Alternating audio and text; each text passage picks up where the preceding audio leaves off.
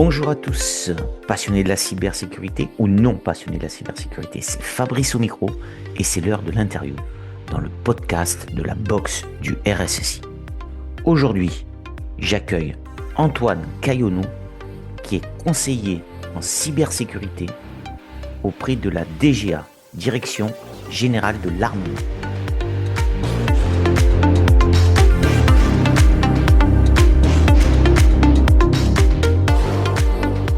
Bonjour Antoine, très heureux de t'accueillir dans ce 9e épisode du podcast de la box du RSSI. Alors toujours très heureux parce qu'en fait, on t'a invité, tu n'as pas été désigné, tu as été invité, donc tu fais partie des premiers interviewés et je te remercie d'avoir répondu oui à ma sollicitation. Comment ça va se passer? Je le rappelle aux auditeurs et aux nouveaux auditeurs qui nous rejoignent à chaque fois. Antoine va se présenter rapidement. On va parler un petit peu de son parcours en cybersécurité. Et comme on avait dit en off, je le dis, c'est déjà un vieux briscard, Antoine. Donc voilà, il va nous parler un petit peu de son parcours et ça va être super. On va bien sûr approcher différents pans de la cybersécurité. Et puis Antoine partagera un truc cyber avec nous qu'il a envie de partager à tous les auditeurs.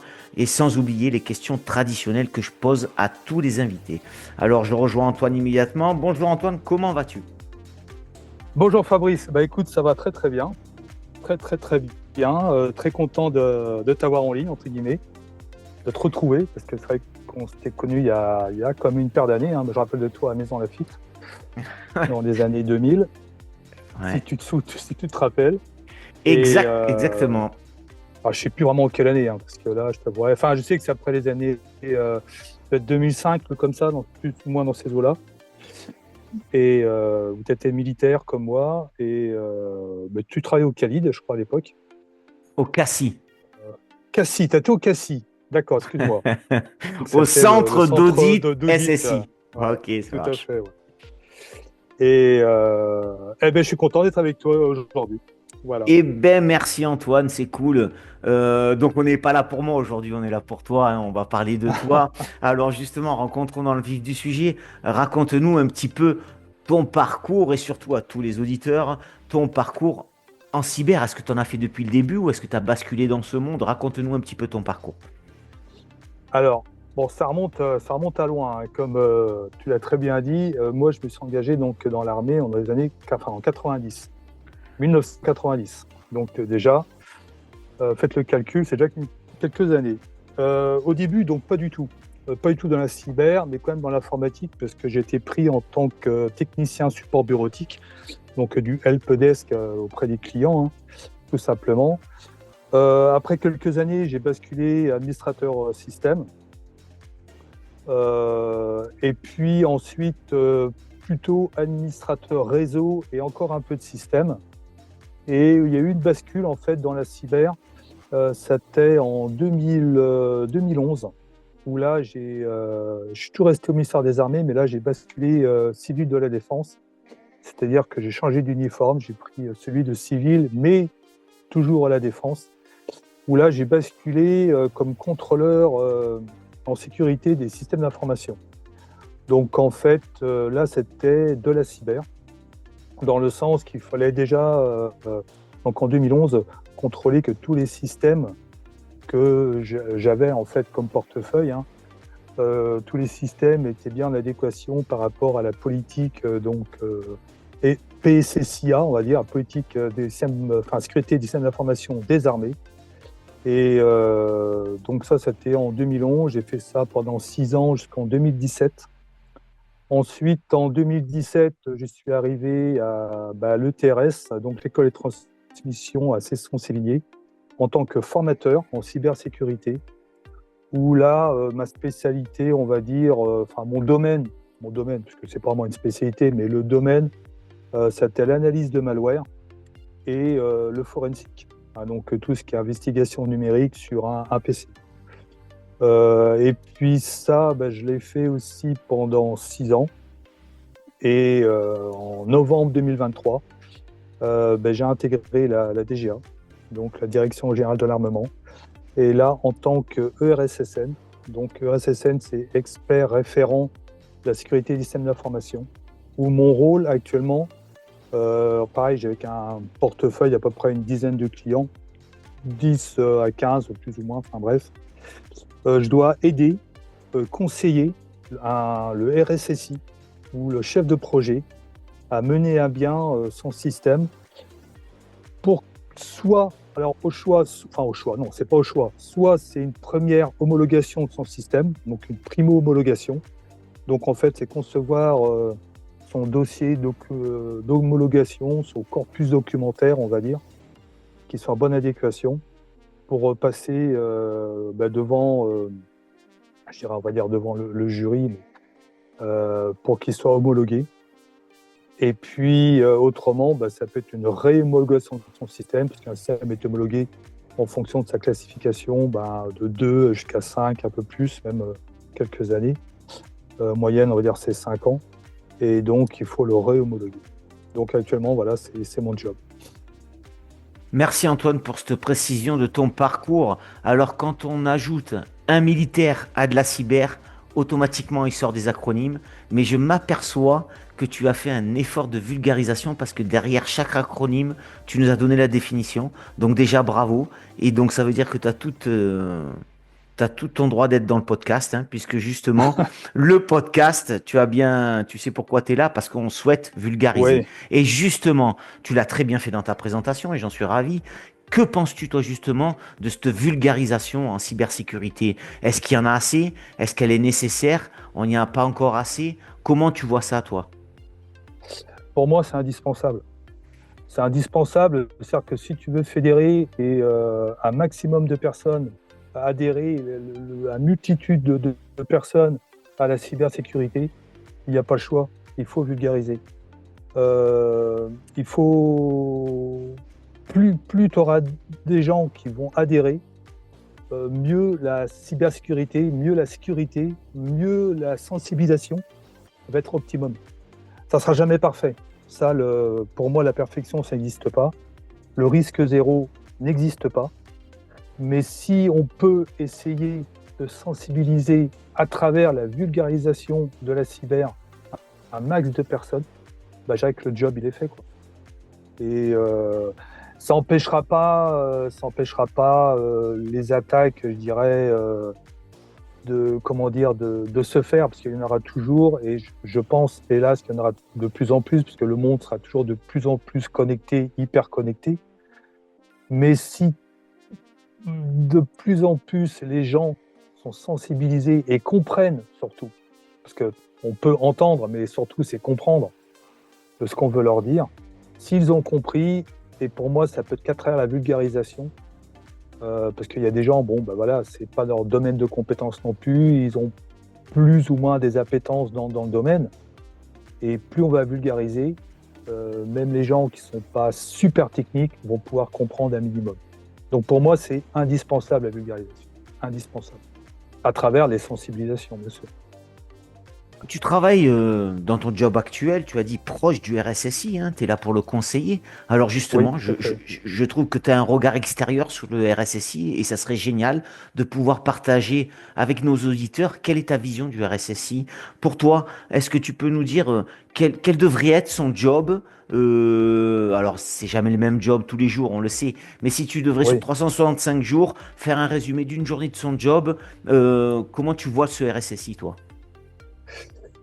Le RSSI, c'est très très compliqué en fait pour lui, parce qu'il doit avoir, en fait, c'est un point névralgique, je dirais, dans son système informatique, parce qu'il doit avoir l'adhérence de sa hiérarchie, de ses subordonnés et de ses propres collègues. De la hiérarchie, en fait, tout simplement pour avoir un budget nécessaire pour sécuriser son système. Alors, il n'y a pas que le budget, évidemment, il y a aussi l'organisation. Mais le budget rentre quand même en compte, hein. La cyber, de toute façon, ça coûte de l'argent. On a beau tourner autour du pot pendant X heures ou X années, la cybersécurité coûte de l'argent, quoi que l'on dise. Donc, s'il n'y a pas une adhérence de sa hiérarchie, de son DSI, de son directeur, enfin, bref, du patron, ça va être extrêmement compliqué pour lui de faire une sécurité, je dirais, optimale. Il faut aussi l'adhérence de ses subordonnés, c'est-à-dire qu'il doit être capable quand même de fédérer une certaine cohésion autour de ces directives, autour des bonnes pratiques, de l'hygiène en cybersécurité auprès de ses administrateurs, auprès des clients ou des utilisateurs. Ça, c'est obligatoire aussi. Et puis, entre collègues, entre RSSI, ils peuvent aussi se passer la bonne parole, des bonnes idées, choper l'idée des uns et des autres, dire moi j'ai fait ça, voilà, continuer comme ça. C'est que ça soit fluide. Si plus ça sera fluide, mieux ça sera pour lui.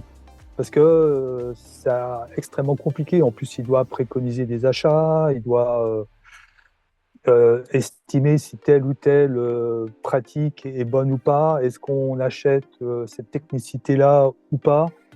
Il doit toujours aussi être en veille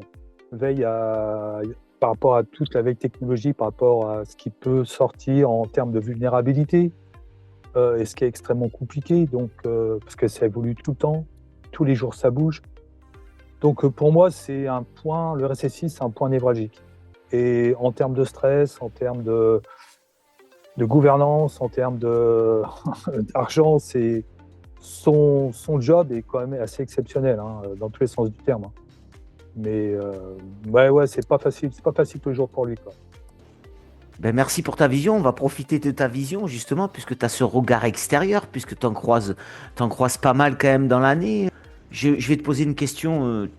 Comment tu vois le RSSI? Rattaché directement à la direction ou à la DSI? Même si je pense avoir ta réponse déjà. Pour moi, c'est plus à la DSI, comme. Ouais. Je pense plus à la DSI, parce que c'est la DSI qui, normalement, doit défendre le RSSI auprès de la direction. Ok. Je pense que la DSI doit pouvoir trouver les bons mots pour pouvoir défendre le projet des uns et des autres. Je pense que l'intermédiaire, parce que la direction n'est pas au fait, en fait, ne connaît pas tous les dommages collatéraux qu'il peut y avoir lors d'une attaque, par exemple. La gestion d'un incident, réponse à incident, le PCA, PRA, PCI, PRI, tous ces termes. Alors PRI, donc c'est reprise informatique, les plans de reprise informatique, les PCI, plans de continuité informatique, et puis PCA, PRA, c'est plan de reprise d'activité et plan de continuité d'activité. Tout ça, quand une entreprise, quelle qu'elle soit, petite ou grande, subit une attaque, généralement, c'est là que ça prend feu de partout. Si les plans ne sont pas bien établis en amont, et même si c'est bien établi, le jour où ça prend feu, je peux vous garantir que même un plan bien établi, généralement, il y a toujours le facteur X qui fait que. Donc, mais ça, la direction, souvent, elle a du mal à voir les intérêts de tel ou tel choix technique qu'il peut demander un RSSI. Donc, pour moi, le DSI est là pour justement trouver les bons mots pour fédérer la direction au choix technique du RSSI, ou organisationnel, ou autre, bien sûr, choix pour le projet du RSSI. Tout à l'heure, tu as parlé du job du RSSI. Et justement, pour appliquer cette journée typique et ce job, pour toi, quelles sont les compétences essentielles qu'il doit avoir pour s'épanouir dans ce job qui, en fait, comme tu l'as cité, est transverse à tous les services? C'est quoi ces compétences essentielles à avoir? Déjà, prendre du recul, prendre pas mal de recul, être curieux de tout.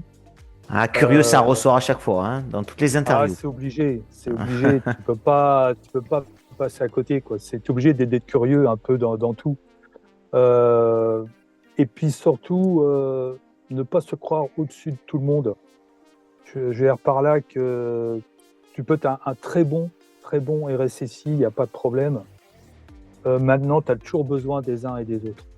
Je veux dire que même si quelque part, quelqu'un dans ton équipe te dit des choses que toi, ça te pique un peu parce que ça ne va pas vraiment dans le sens que tu aurais souhaité, tout est bon à prendre.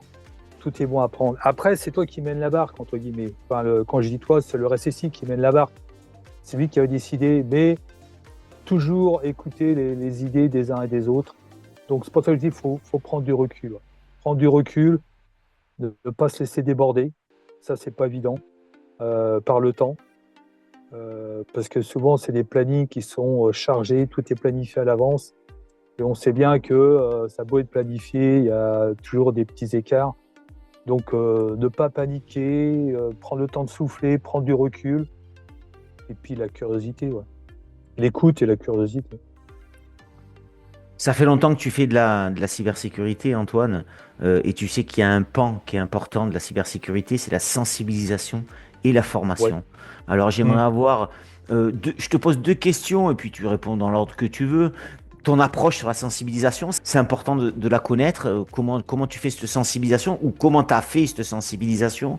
Et est-ce que tu fais une différence entre la sensibilisation et la formation en cybersécurité? Est-ce que c'est important ou tu mélanges les deux? Alors, je mélangerai pas vraiment les deux, en fait. Tout dépend à qui tu t'adresses. J'ai envie de dire, sensibiliser, c'est sensibiliser, je dirais, les personnes qui sont même pas de la cyber, je dirais, même pas de la technique. On sensibilise, pour moi, ce sont les règles de base de la bonne hygiène informatique.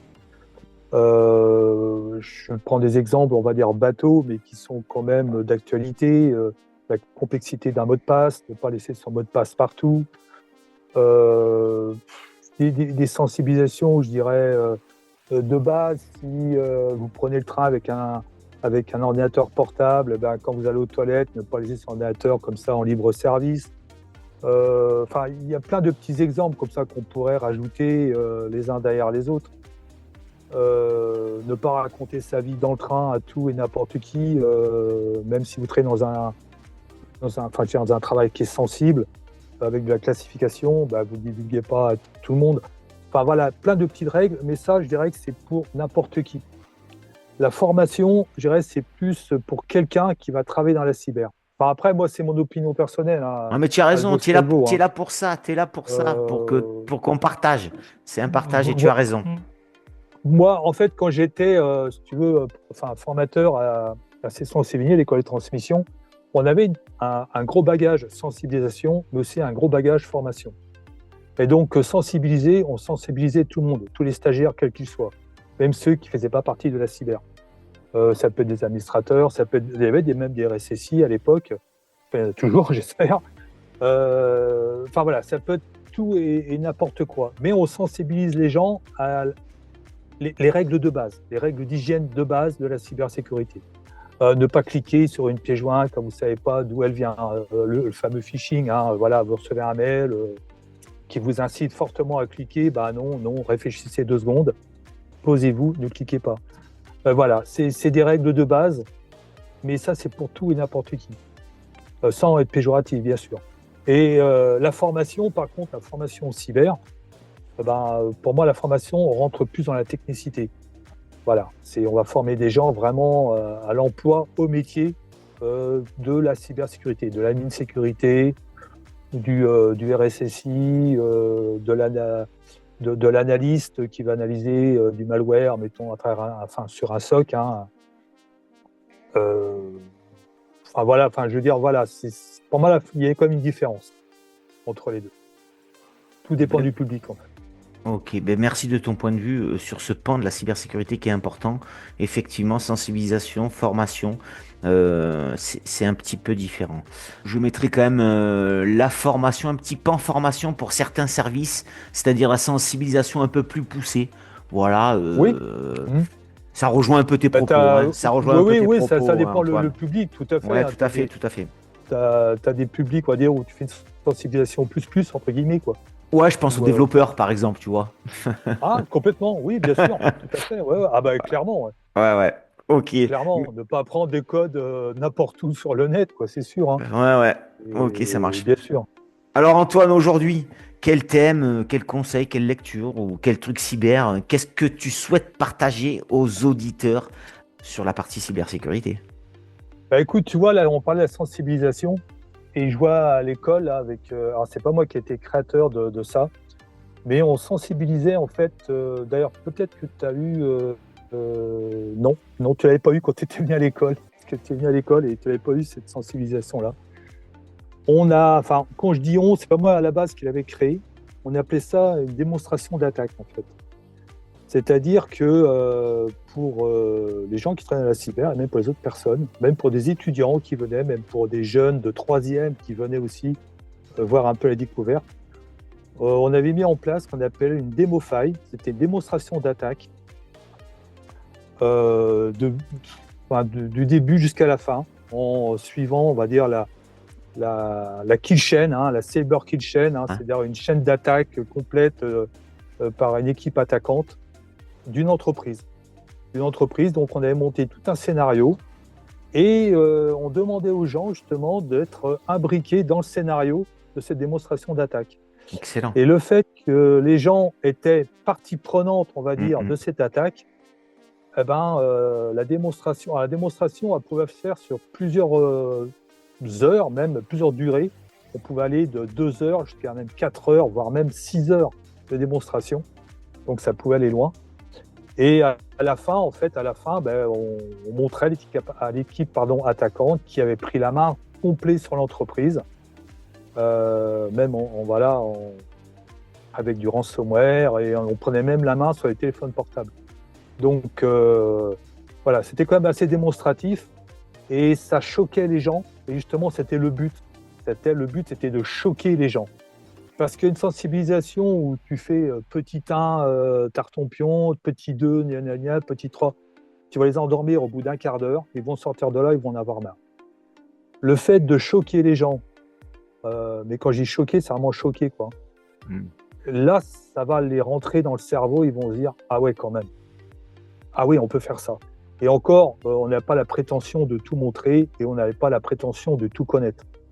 Mais voilà, on faisait même de l'attaque sur de la domotique, sur des volets roulants, ce qui était quand même assez impressionnant. Enfin voilà, il y avait... Et je t'avouerai que cette démonstration, en 6 ans, j'ai dû la faire, je sais pas, peut-être 2-3 fois par an, peut-être même un peu plus, je ne sais plus. Mais ça permettait vraiment aux gens de s'imprégner des dommages collatéraux et des risques qu'on pouvait avoir si justement on ne faisait pas attention à ce que l'on faisait avec nos téléphones portables, nos ordinateurs portables, et si on ne respectait pas justement cette fameuse hygiène cybernétique, on va dire. Bon, ben, je vois qu'on est fait du même moule, on a la même pensée sur la sensibilisation. Je pense que oui, tu as raison. Moi, je trouve qu'en choquant un petit peu, en effrayant, en disant, waouh, c'est vrai, il se passe ça en fait dans le monde numérique, on peut faire ça.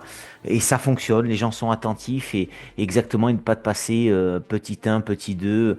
Ouais, ça rejoint. Et est-ce que cette démo, elle existe encore? Est-ce qu'elle est disponible? Est-ce qu'on peut la voir? Est-ce qu'on peut, je sais pas, moi, on peut. Écoute, moi quand je suis parti, elle était toujours disponible. Le gros souci, là encore, tu le sais, c'est que dans le monde militaire, il y a beaucoup de mutations. Ouais. Et les gens qui ont créé à la base cette démonstration, ils ne sont plus là-bas. Ouais, donc c'est mort dans l'œuf, quoi.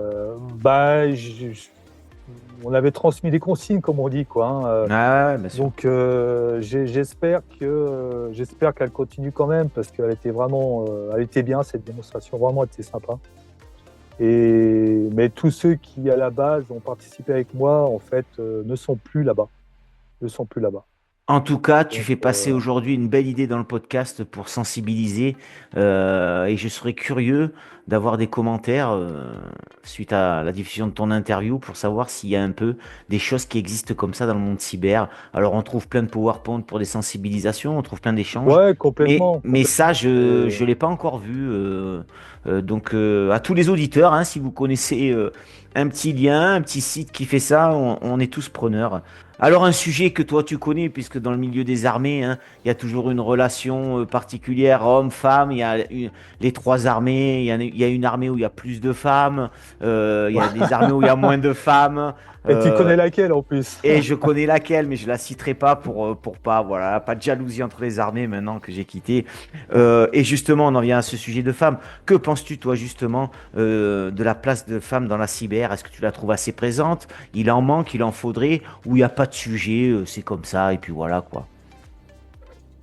Alors, je vais être honnête, hein, pour moi, Ben c'était oui, très t'es bien là pour ça, qu'il y ait t'es des là pour femmes, ça. au sein des ministères, il n'y a pas de souci. Tu vois, ma collègue dans mon bureau, quand je dis c'est ma collègue, parce que c'est une femme, c'est une jeune qui était arrivée il y a pas très très longtemps, mais elle sortait d'école d'ingénieur et elle est là en tant que RSSI, comme moi, le même travail, hein, donc expert référent pour conseiller donc les RSSI.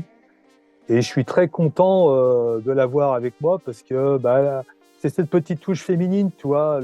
Les gars entre eux, on est tous un peu bourrins, quoi, si tu veux. Et une petite touche féminine, je trouve que c'est bien parce que ça évite justement de partir en cacahuète, quoi. Ça permet de baisser des fois la tension et c'est pas plus mal, quoi. Ça permet d'adoucir des fois les réunions, les discussions en réunion, on va dire. Non, puis c'est une autre vision. Donc, non, pour moi, c'est très, très bien. Alors, est-ce qu'il y en a assez? J'avouerais que c'est vrai que dans ce milieu-là, c'est plutôt rare, même si, quand même, je trouve qu'il y a sa tendance à progresser, ce qui n'est pas plus mal, hein, ce qui est même plutôt bien. Euh, Comparé quand j'ai commencé, on va dire, il y a 10-15 ans maintenant, c'est vrai qu'il y a quand même de plus en plus de personnel féminin et c'est très, très bien. Très, très bien. Au contraire, ouais. Alors Antoine, on sait que tu es franc, hein, puisque tu viens de nous le dire. On va aller jusqu'au bout. Alors, il y a bien un truc dans Bon.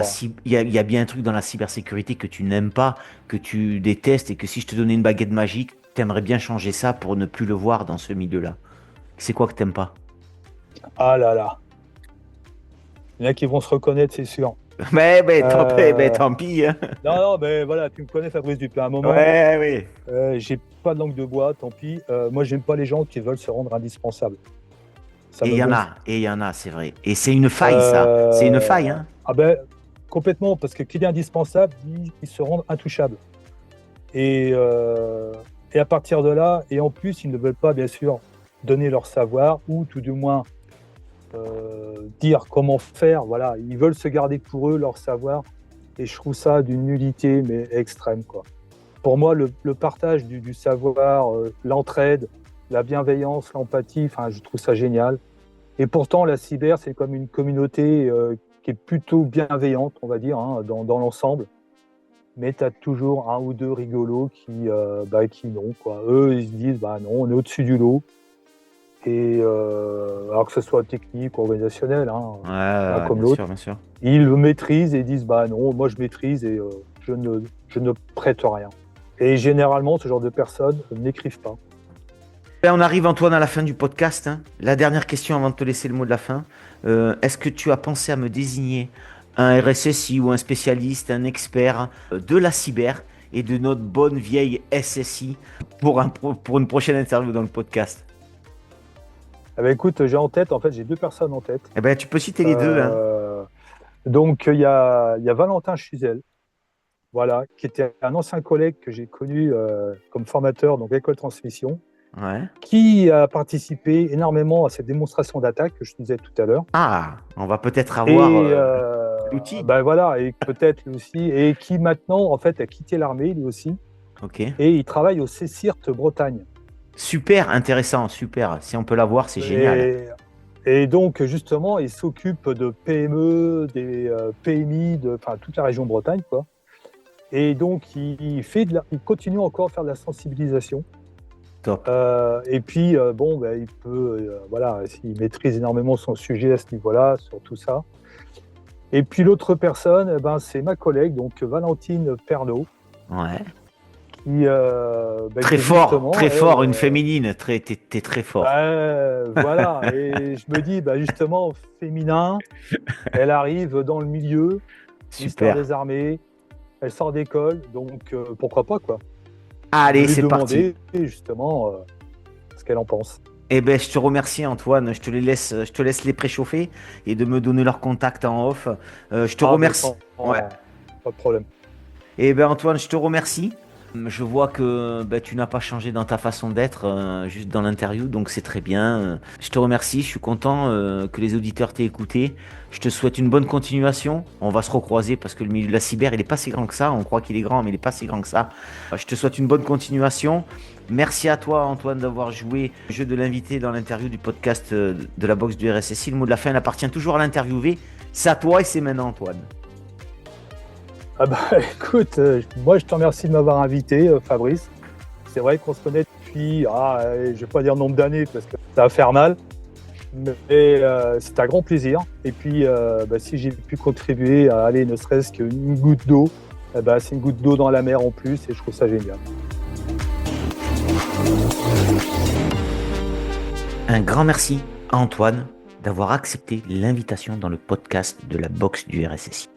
Je lui souhaite une belle continuation dans sa carrière. Je n'oublie pas le prochain spécialiste qu'il a désigné pour une interview dans notre podcast. Merci à toutes et à tous d'avoir suivi ce nouvel épisode du podcast de la boxe du RSSI. Si ça vous a plu, n'hésitez pas à partager sur vos réseaux. Je vous dis à très vite pour une prochaine interview, car la cyber, c'est super.